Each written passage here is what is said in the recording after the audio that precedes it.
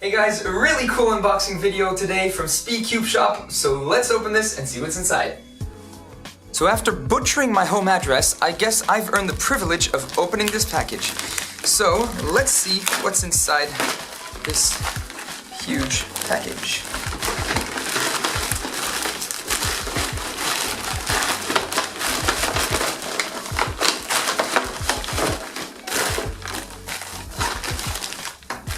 Okay. Oh, is that a 10 by 10? Nope. Psych, this is. So, I have finally got a 10 by 10. I used to have an 11 by 11. Never had a 10 by 10 though. So, let's see what's inside that thing. If the quality is as good as I'd expect from a company like YuXin, which is one of the companies who I look up to the most.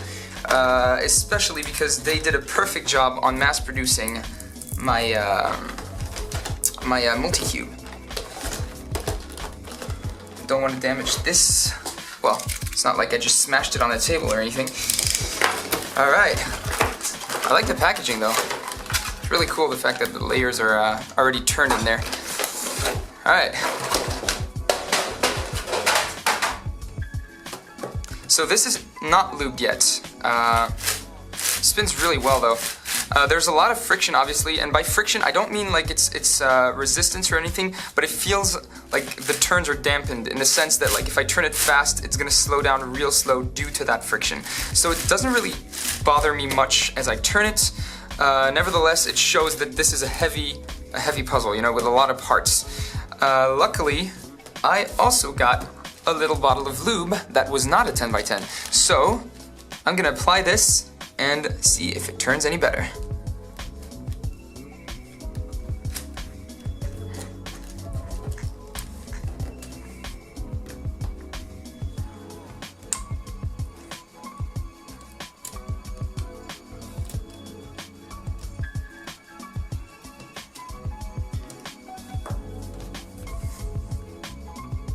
So this is the new Galaxy lube, I think. Alright, nice.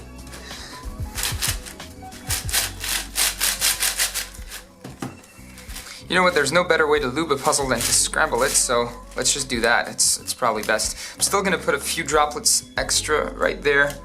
I don't know, randomly. And right there, I guess. Alright.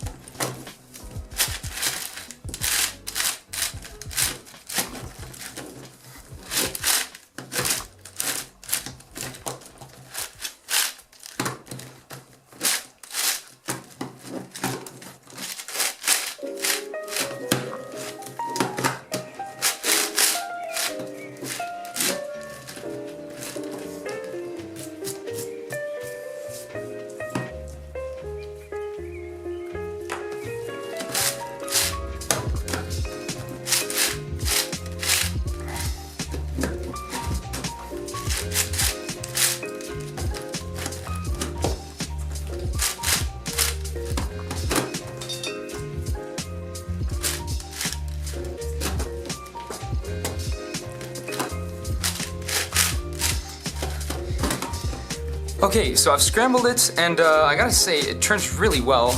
No issues with finger tricking right there either. Usually on bigger puzzles, when it's not aligned like this, for example, finger tricking should be a problem, I guess, but it's quite reasonable. There's no issues right there. Also, something I noticed during the scramble, it deals with misalignments extremely well. As you can see, everything was completely misaligned.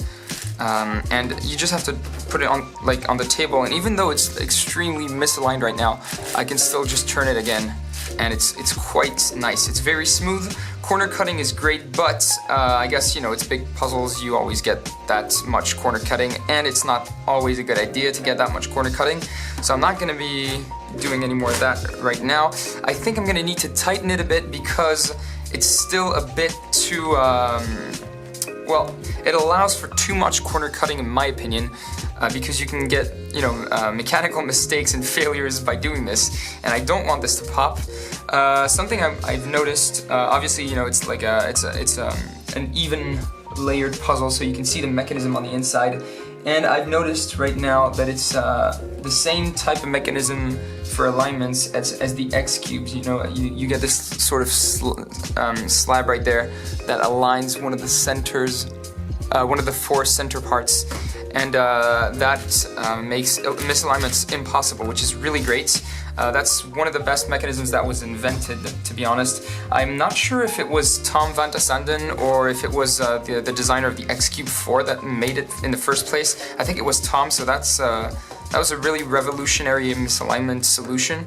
It was based off pi r squared's method for realigning the layers, though, the one with the tiny pin that you glued inside the centers of a V-Cube 6. So it dates back like a long time ago.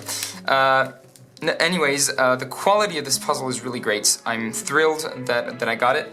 I'll be making a solving video, a sped up solving video, just to see how fast I can do this. I really like it, to be honest. It's a really great higher order puzzle. I had the 11 by 11. I didn't solve it too much because it was a bit too big.